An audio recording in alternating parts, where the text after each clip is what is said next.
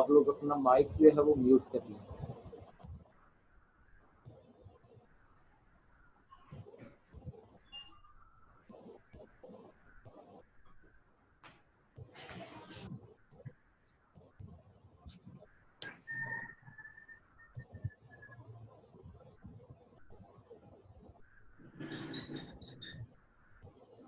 अच्छा जी, हम बात कर रहे थे क्रोमाटिन मटेरियल के हवाले से, ठीक है, और बात जो वो हमारी पहुंची थी टाइप ऑफ क्रोमाटिन मटेरियल। और उस टाइप ऑफ क्रोमाटिन मटेरियल में हमने बात की कि एक यू क्रोमाटिन और एक हेट्रोक्रोमाटिन, ये हमारे पास जो वो दो सूरतों में क्रोमाटिन मटेरियल मौजूद है, ठीक है। और इसमें मैंने आपको बताया जो 5% है वो यू क्रोमाटिन है और जो 95% है वो हेट्रोक्रोमाटिन है। यू क्रोमाटिन जो है इसकी ट्रांसक्रिप्शन हो जाती है और ट्रांसक्रिप्शन के नतीजे में ये एक्सप्रेस हो जाता है। जो हेट्रोक्रोमाटिन है दैट इज परमानेंटली कंडेंस, ठीक है, और उसकी कभी ट्रांसक्रिप्शन नहीं हुई। जो यू क्रोमाटिन है ये कंडेंस हो जाता है at the time of cell division, otherwise जो है ये एक्सटेंडेड फॉर्म में मौजूद होता है और सेल के अंदर जो है वो इसकी ट्रांसक्रिप्शन जो है वो जारी रहती है। ये मैंने आपको अभी अभी थोड़ा डिस्कस किया था कि 200 हमारे पास जो है वो न्यूक्लियोटाइड्स वो मिल के वो 8 हिस्टोन मॉलिक्यूल के इर्द गिर्द जो है वो क्या करते हैं, एक न्यूक्लियोसोम बनाते हैं। तो ये देखें, ये हिस्टोन प्रोटीन दिखाई गई है, ठीक है, और इसके इर्द गिर्द ये जो ब्लैक कलर में ये रैप हुआ ये हमारे पास जो है वो न्यूक्लिक एसिड है, डीएनए, ठीक है। तो 200 न्यूक्लियोटाइड जो है वो डीएनए के 8 हिस्टोन मॉलिक्यूल के जो है वो रैप होके वो एक न्यूक्लियोसोम बनाते हैं। तो ये एक न्यूक्लियोसोम आगे दूसरे के साथ, दूसरा तीसरे के साथ लिंक करते हुए स्ट्रिंग ऑफ बीड ये क्रोमाटिन फाइबर बना रहा है। और ये क्रोमाटिन फाइबर ये आगे कंडेंस होके ये क्रोमाटिन जो है वो मटेरियल जो है वो बना रहा होगा। जो क्रोमोसोम है, अगर हम बात करें उसकी स्ट्रक्चर की, क्रोमोसोम की स्ट्रक्चर किस तरह से है, ठीक है। क्रोमोसोम की स्ट्रक्चर के हवाले से अगर हम देखें, हम नॉर्मली ये इस तरह से भी क्रोमोसोम बनाते हैं, ठीक है, और ये क्रोमोसोम हम इस तरह से भी जो है वो बनाते हैं। ये दो सूरतों में हम कहते हैं कि क्रोमोसोम मौजूद है। अब ये भी क्रोमोसोम है, ये भी क्रोमोसोम है।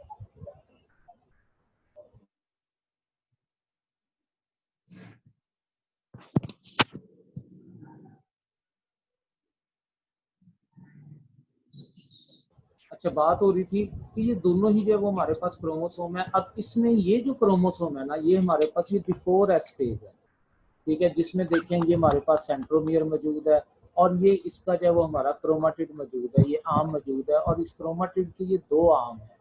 सेंट्रोमियर की पोजीशन की वजह से क्रोमाटिड के जो है वो दो हिस्से हो चुके हुए हैं। अब इसमें हमारे पास ये जो क्रोमोसोम की कंडीशन है ना, ये बिफोर एस फेज, जब ऐसा फेज होती है तो इस क्रोमाटिड का सिस्टर क्रोमाटिड बन जाता है, ठीक है, यानी कि ये क्रोमाटिड तो है ही, साथ ही इसका रेप्लिका भी बन गया रेप्लिकेशन ऑफ डीएनए के नतीजे में, ठीक है। तो इस तरह से क्रोमोसोम हमारे पास किस दो फॉर्म में आ गए, एक अनडुप्लीकेटेड फॉर्म के अंदर और एक डुप्लीकेटेड फॉर्म।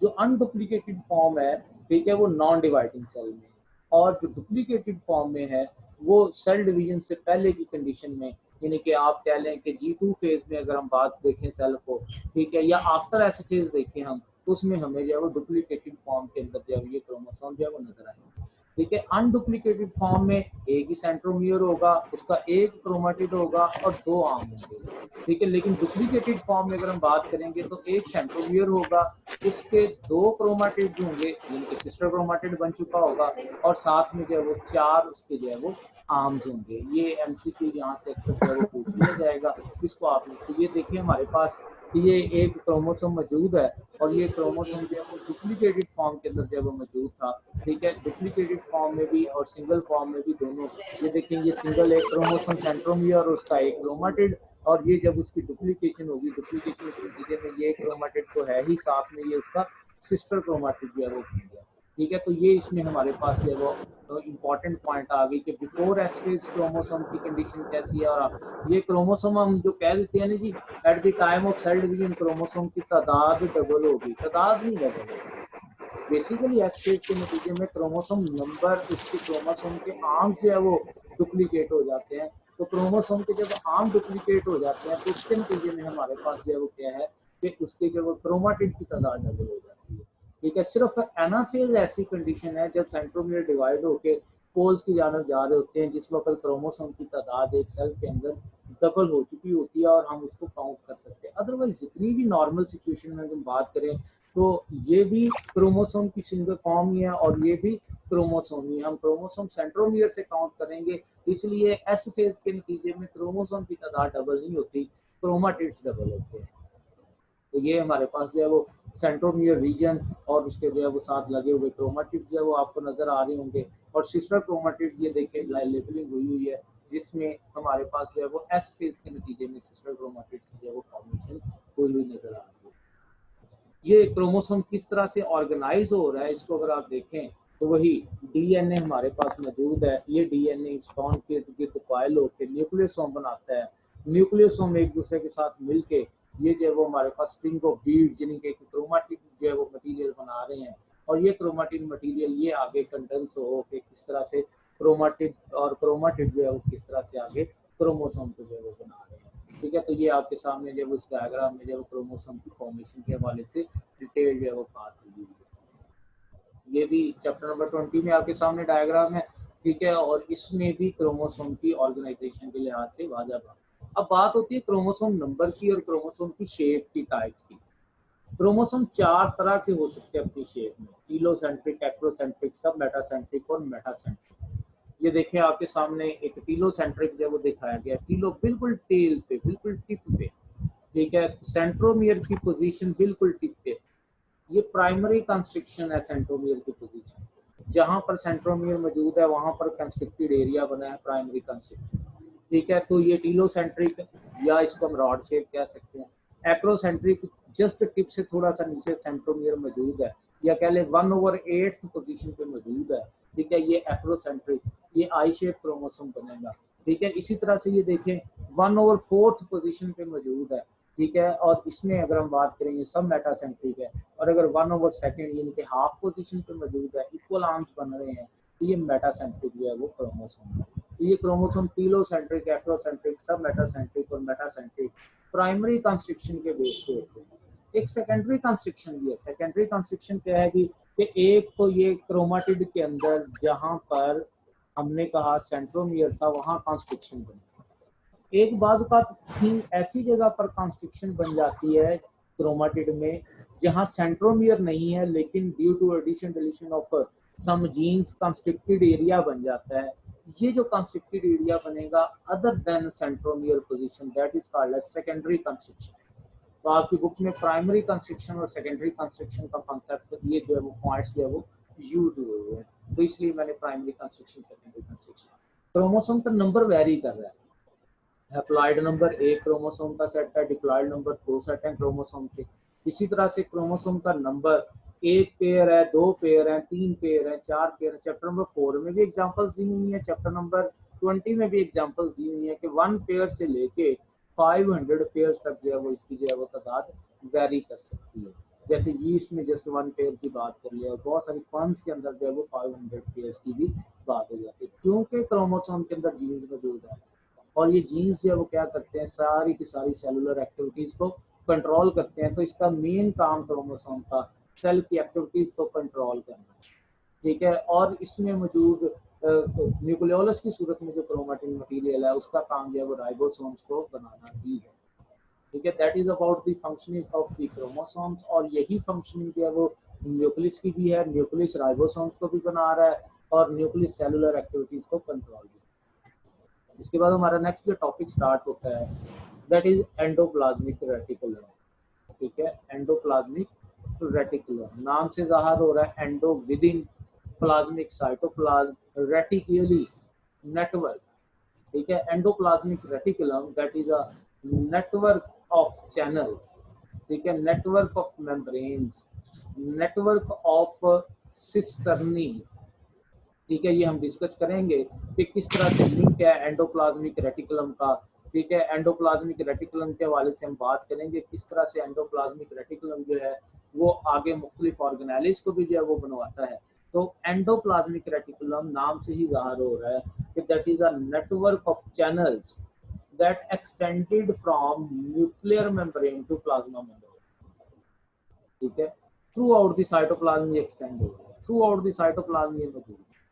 ठीक है। इसके हवाले से अगर हम बात करें एंडोप्लाज्मिक रेटिकुलम को, ठीक है, तो एंडोप्लाज्मिक रेटिकुलम की जो बेसिक स्ट्रक्चर है वो ये है कि मेम्ब्रेन्स हैं, जिन मेम्ब्रेन्स को हम सिस्टर्नी कहते हैं, फ्लैटेंड मेम्ब्रेन्स हैं, वो एक दूसरे से इंटरकनेक्टेड हुए हैं, उन्होंने एक दूसरे से नेटवर्क बनाया हुआ है एंडोप्लाज्मिक रेटिकुलम। ठीक है, अब उस नेटवर्क को जब हम डिस्कस करते हैं कि किस तरह से जो वो मौजूद है, ठीक है, वो इंटरकनेक्टेड चैनल्स किस तरह से जो वो मौजूद हैं, ये आपके सामने जो वो डायग्राम दिखाई गई है। और आप इस डायग्राम में जो वो ऑब्जर्व करें कि एक जानब जो है ये आपको ये न्यूक्लियर पोर्स नजर आ रहे होंगे, और उसके साथ ये देखेंगे एक चैनल, ये दूसरा चैनल, तीसरा चैनल, चौथा, पांचवा, ये चैनल्स एक दूसरे से इंटरकनेक्टेड है। और ये चैनल्स ऐसे हैं कि ये ऊपर से अपीयरेंस में स्मूथ भी है और इनके ऊपर ये राइबोसोम भी लगे हुए हैं, जिसकी वजह से ये जो नेटवर्क ऑफ चैनल्स हैं, ये एंडोप्लाज्मिक रेटिकुलम है, इसके दो हिस्से बन गए हैं। एक हिस्सा जो है वो रफ एंडोप्लाज्मिक रेटिकुलम है और दूसरा स्मूथ एंडोप्लाज्मिक रेटिकुलम। ठीक है, तो एंडोप्लाज्मिक रेटिकुलम, मैंने फिर वही बात की कि एक जानब जो है ये किसके साथ है, न्यूक्लियस के साथ कनेक्टेड है, और दूसरी जानब जो है वो ये क्या है, ये एक्सटेंड हो रहा है साइटोप्लाज्मिक एरिया। अब देखें जो भी चीज न्यूक्लियस में बनेगी, कौन सी चीज बन रही है, जो मैसेंजर आरएनए बन रहा है, वो यहाँ पर आएगा किधर, towards the rough endoplasmic reticulum. Rough endoplasmic पे लगे हुए राइबोसोम्स, ये राइबोसोम्स क्या करेंगे, उस मैसेंजर आरएनए को पढ़ेंगे, ठीक है, और उससे प्रोटीन्स बनाएंगे। वो प्रोटीन्स आएंगे किधर, यहाँ से ही, रफ एंडोप्लाज्मिक रेटिकुलम से ही smooth endoplasmic reticulum. Smooth endoplasmic reticulum से ये जो सिस्टर्नी है, ये टूट टूट के अलग होते जाएंगे, और ये टूट टूट के अलग होके ये सिस्टर्नी एक दूसरे के ऊपर पाइलअप होके ये बनाएंगे गोल्जी apparatus। तो इसका मतलब है कि जो चीज न्यूक्लियस में मैसेज आया और उससे जो है वो चीज बनी, वो यहाँ पर जो है वो एंडोप्लाज्मिक रेटिकुलम से बन के वहां से पैक होके आ जाएगी किधर, गोल्जी apparatus के पास। और गोल्जी इसको क्या करेगा, मॉडिफाई करेगा, सॉर्ट करेगा, पैक करेगा, अरेंज करेगा, सिक्रीट करेगा। इससे वेजिकल्स निकलेंगे, और ये जो वेजिकल्स निकलेंगे इससे ये मुख्तलिफ ऑर्गेनेल्स को बनाएंगे, जैसे लाइसोसोम, जैसे वैक्यूल, जैसे ग्लाइऑक्सिसोम, जैसे परऑक्सिसोम। ठीक है, ये मुख्तलिफ तरह के जो है वो आगे ऑर्गेनेल्स जो है वो बनते चले जाएंगे। ये आपकी बुक में डायग्राम बनी हुई है एंडोप्लाज्मिक रेटिकुलम की, और इसमें आप अपीयरेंस के लिहाज से देख सकते हैं कि due to the attachment of the ribosome आपके पास स्मूथ और रफ एंडोप्लाज्मिक रेटिकुलम। अब एंडोप्लाज्मिक रेटिकुलम की फंक्शनिंग क्या है, ठीक है, एंडोप्लाज्मिक रेटिकुलम के एक तो कॉमन फंक्शन है स्मूथ और रफ के, और फिर हम अलग अलग भी डिस्कस, पहले तो हम जनरल मैकेनिकल सपोर्ट देना ये एंडोप्लाज्मिक रेटिकुलम का काम है, मटेरियल ट्रांसपोर्ट की ये एंडोप्लाज्मिक रेटिकुलम का काम है। एंडोप्लाज्मिक रेटिकुलम में जो रफ है, रफ के ऊपर लगे हुए राइबोसोम्स की वजह से प्रोटीन सिंथेसिस करवाना, ये उसका काम है। और जो स्मूथ एंडोप्लाज्मिक रेटिकुलम है उसमें अगर हम बात करें, उसका काम जो है वो लिपिड मेटाबॉलिज्म, ठीक है, उसके अलावा जो है वो असेंबली ऑफ लिपोप्रोटीन, उसके अलावा लाइपोलाइसिस है, यानी कि मेटाबॉलिज्म ऑफ लिपिड, डिटॉक्सिफिकेशन है, स्टोरेज है कैल्शियम आयन की, डिग्रेडेशन है ग्लाइकोजन की, ग्लूकोनियोजेनेसिस है। अब अक्सर जो है वो हम कह दें कि जिस तरह से हमारी बॉडी के अंदर लीवर है, ऐसे सेल का जो लीवर है that is the endoplasmic, particularly smooth endoplasmic. ठीक है, तो ये आप अगर सपोज क्वेश्चन आ जाता है कि स्टेटमेंट है आपके पास कि as liver in the body, और ऑर्गेनेली के लिए जो है वो अंडरलाइन कर दिया गया, खाली स्पेस आ गई, इज फॉर द सेल। तो as liver for the body, smooth endoplasmic reticulum is for the cell, क्योंकि जो लिवर के काम है डिटॉक्सिफिकेशन, स्टोरेज, ग्लाइकोजन डिग्रेडेशन, यही सारे काम स्मूथ एंडोप्लाज्मिक रेटिकुलम के हैं विद इन द सेल। ये दूसरे लफ्जों में आप ये कहना चाहें, आप स्टडी करना चाह रहे हैं स्मूथ एंडोप्लाज्मिक रेटिकुलम को, तो कौन सा सेल आइडियल होगा, तो इसके लिए भी आपके पास आंसर जो है वो लिवर है कि लिवर सेल वो आइडियल होंगे, क्योंकि लिवर की जो फंक्शनिंग हो रही है ना, वो सारी फंक्शनिंग स्मूथ एंडोप्लाज्मिक, तो लिवर के अंदर जो मेन फंक्शनिंग हो रही है वो हो ही स्मूथ एंडोप्लाज्मिक रेटिकुलम की वजह से। ठीक है, तो खैर इसमें हमारे पास स्मूथ एंडोप्लाज्मिक रेटिकुलम से जो सिस्टर्नी टूट टूट के अलग होंगी, that will form the Golgi apparatus। ठीक है, वो जो है वो क्या करेंगी, वो गोल्जी apparatus बनाएंगे। अब गोल्जी apparatus के हवाले से अगर हम बात करें, गोल्जी apparatus, गोल्जी apparatus आपके पास जो है, ये नाम से ज़ाहिर हो रहा है, गोल्जी कैमिलो गोल्जी ने इसको डिस्कवर किया था। ये एक ऐसा apparatus है जो कि स्टैक ऑफ सिस्टर्नी, आपको क्वेश्चन आ जाता है जी नेटवर्क ऑफ सिस्टर्नी या network of channels, that is the endoplasmic reticulum. लेकिन अगर आ जाता है जी stack of channels, that is the Golgi apparatus. Golgi apparatus के हवाले से बात करें तो ये हमारे पास एक स्टैक है, ठीक है, किस चीज का, सिस्टर्नी का, जिसके साथ एसोसिएटेड है वेजिकल्स, ठीक है, stack of flattened sacs associated with vesicles. ये जो गोल्गी एपरेटस है, गोल्गी को अगर हम बात करें तो ये budding of smooth endoplasmic reticulum से जो सिस्टर्नी अलग हो रहे हैं ना, उनसे ये बनता है, ठीक है, उनसे बनता है। इसके दो रीजन बनेंगे, एक तरफ वो जिधर से सिस्टर्नी ऐड होंगे, that is called as the forming face, और दूसरा वो जिस पे ये एक दूसरे के ऊपर जमा होते जाएंगे और जमा होते होते फिर मेच्योर होकर जिधर से वेजिकल टूटेंगे। इसका एक फार्मिंग फेस बन गया, एक मीडियल फेस बन गया, और एक इसका जो है वो मैच्योरेशन फेस बन गया, ठीक है। अब इसमें जो फार्मिंग फेस है उसके वाले से बात करें, उसको हम सिज फेस भी कहते हैं, मैच्योरेशन को हम ट्रांस फेस भी कहते हैं। फार्मिंग फेस जो है उसके अंदर वेजिकल्स आके ऐड हो रहे हैं स्मूथ एंडोप्लाज्मिक रेटिकुलम से, मैच्योरेशन फेज से जो है वो वेजिकल्स टूट टूट के अलग हो रहे हैं, यहाँ से जो है वो वैक्यूल, लाइसोसोम, परऑक्सीसोम, ग्लाइऑक्सीसोम, ये मुख्तलिफ जो है वो वेजिकल्स की जरूरत में हमारे पास यहाँ से निकल रहे हैं। तो गोल्गी एपरेटस के जो फेस बनेंगे उसमें हमारे पास एक तो आ गया जी फॉर्मिंग फेस। फॉर्मिंग फेस, इसको हम रिसीविंग फेस भी कहेंगे, इसको हम आउटर कन्वेक्स शेप के लिहाज से, ठीक है। लेकिन वैसे अगर इसकी पोजीशनिंग देखेंगे तो ये हमारे पास जो फॉर्मिंग फेस है that is toward the nucleus, ठीक है। इसको आउटर, इसकी शेप की वजह से ये नेम दिया है आउटर कन्वेक्स सर्फेस, ठीक है। फिर दरमियान में मीडियल गोल्गी या सेंट्रल स्टैक्स हैं, और फिर मैच्योरेशन फेस या ट्रांस फेस है जिसको हम शिपिंग साइड भी कहते हैं क्योंकि वहां से वेजिकल टूट के अलग हो रहे हैं, और इनर कंकेव फेज उसकी शेप की वजह से है, अदरवाइज जो है वो इसकी positioning trans face is towards the plasma membrane mostly, ठीक है। जो सिज फेज है वो रिसीव करता है, ठीक है, ब्लेब्स को, वेजिकल्स को from the smooth endoplasmic reticulum.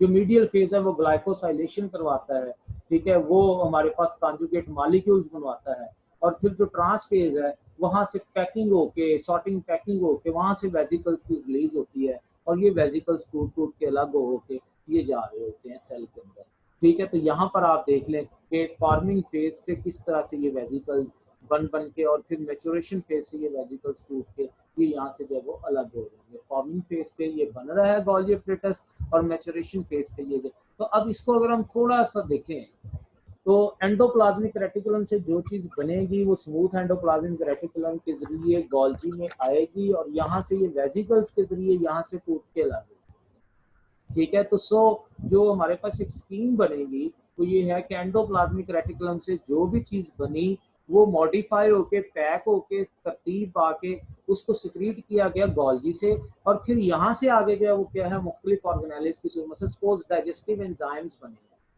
अब वो डाइजेस्टिव एंजाइम्स किधर जाने, लाइसोसोम्स में।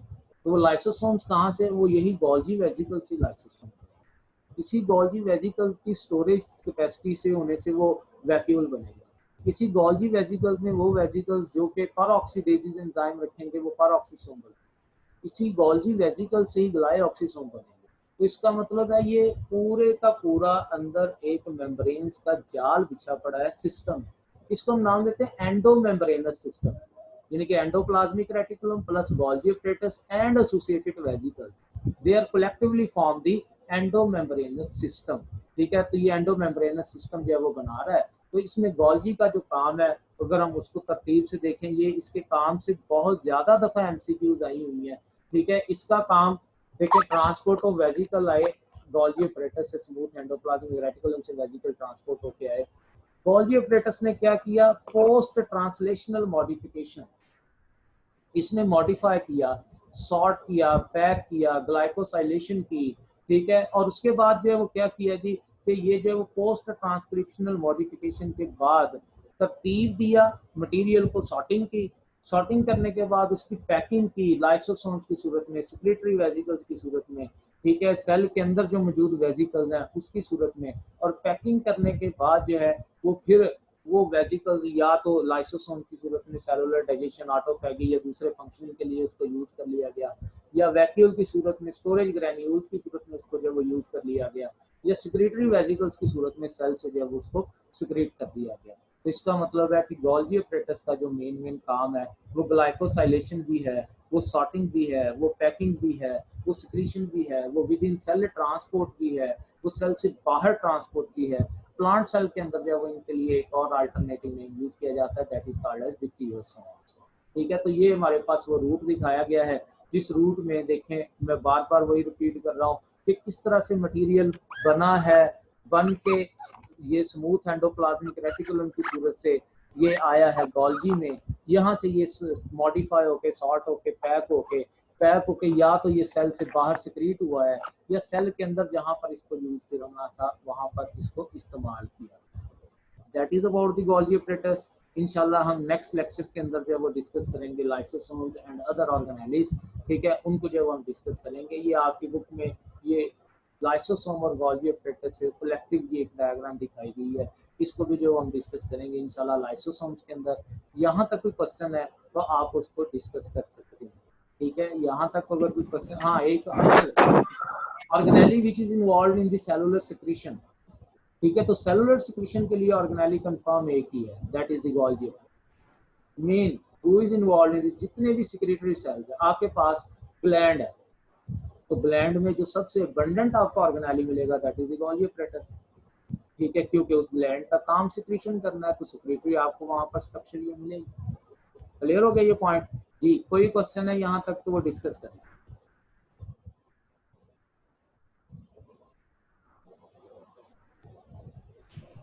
Excuse me, sir. जी जी सर जो स्मूथ एंडोप्लाज्मिक रेटिकुलम्स होते हैं, हाँ जी, सर वो हमेशा मेम्ब्रेन के पास ही क्यों होते हैं? मतलब राइबोसोम सारे न्यूक्लियस के पास होते हैं और बाकी नहीं देखें, ये एक्सटेंड हो रहे हैं basically from nuclear membrane to plasma membrane. ये हमेशा से नहीं, ये डायग्राम में पोजीशन दिखाई गई है, ये सेल के अंदर मूविंग है, साइटोप्लाज्म स्टिल नहीं है, साइटोप्लाज्म मूव कर रहा है। तो चूंकि साइटोप्लाज्म मूव कर रहा है इसलिए ये सेल के अंदर इसकी पोजीशनिंग चेंज होती रहती है जी।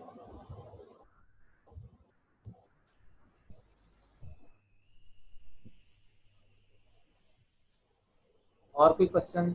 ये हमारी मीटिंग रह गई है 2 से 3 मिनट की, इसके बाद सर इंशाल्लाह सेकेंडरी कंस्ट्रक्शन बता दें। मैंने बताया कि जहां पर क्रोमाटिड में सेंट्रोमियर मौजूद है वो प्राइमरी कंस्ट्रक्शन है। ठीक है, कंस्ट्रिक्टेड एरिया यहाँ पर पिंच हो गया हो क्रोमाटिन, जहां पर वो डिप्रेशन सा बन गया, तो जहां पर सेंट्रोमियर मौजूद है वो प्राइमरी कंस्ट्रक्शन होगी। और अदर देन सेंट्रोमियर, इनके कहीं पे क्रोमोसोम में कुछ जीन्स की डिलीशन हो गई है, वहां पर अगर कंस्ट्रिक्टेड एरिया बन गया है that will be called as secondary construction. ठीक है, तो क्रोमोसोम की जो हम शेप बनाते हैं ना, जो क्रोमोसोम की क्लासिफिकेशन करते हैं, तो प्राइमरी कंस्ट्रक्शन की बेस पे भी करते हैं और सेकेंडरी कंस्ट्रक्शन की बेस पे भी करते हैं। ठीक है, तो secondary construction is constructed area that is other than from the centromere. जी बच्चों, कोई और क्वेश्चन? सर सेकेंडरी कंस्ट्रक्शन में आपने जो रोल ऑफ जीन्स बताया था वो दोबारा बताओ। मैं भी बता रहा हूँ, सेकेंडरी कंस्ट्रक्शन एक ऐसी कंस्ट्रक्शन है जो कि अदर देन सेंट्रोमियर की वजह से बन गई है। ठीक है, क्रोमाटिन में, क्रोमाटिड के अंदर जहां पर सेंट्रोमियर आएगा वहां पर प्राइमरी कंस्ट्रक्शन बनेगी, लेकिन अगर क्रोमाटिड के किसी और पार्ट में कोई जीन्स की डिलीशन की वजह से उसकी शेप में कोई चेंज आ जाती है, कंस्ट्रक्टेड एरिया बन जाता है, तो ऐसी कंस्ट्रक्शन को हम सेकेंडरी कंस्ट्रक्शन। ओके जी, ये हमारा मीटिंग टाइम एंड हो गया है, 40 मिनट हमारे लिए पूरे हो गए हैं। तो इंशाल्लाह कोई भी अगर आपका और क्वेश्चन है वो मुझे व्हाट्सएप कर दीजिएगा, बाकी इंशाल्लाह जब हम कल यहाँ से आगे कंटिन्यू करें। ओके जी, अल्लाह हाफिज़। अल्लाह हाफिज़।